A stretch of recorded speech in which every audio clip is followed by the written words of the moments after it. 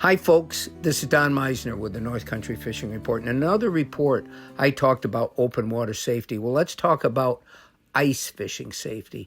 And as first ice will soon be upon us, there's certain things that we have to take into consideration. Number one, how safe is that ice? Well, if we're new to ice fishing, we may not know some of the figures. They always say you have to have so many inches of ice to be able to walk on it. Then you have to have more inches of ice if you're going to take a snowmobile or something out on the ice. And finally, that ice has to be really thick and really safe if you're going to start putting trucks out on the ice.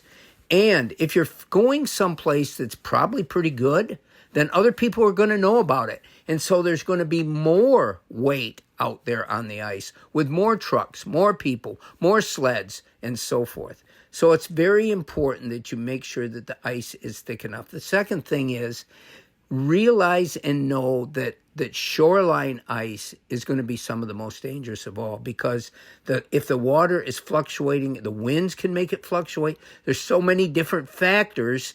And so that where it meets the shore is constantly changing. And so that's the most fragile part of all. Some of the most dangerous parts are when you first step out into the water.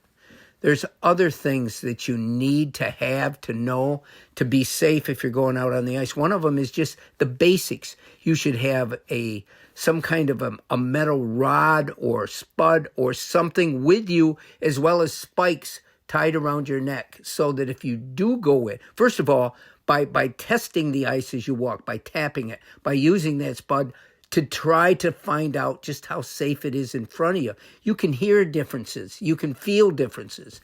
So that's critical, but you have to have those spikes. So if you do fall in, before you get too numb, you can reach those spikes out with your hands and get purchase into the ice, and it can help you.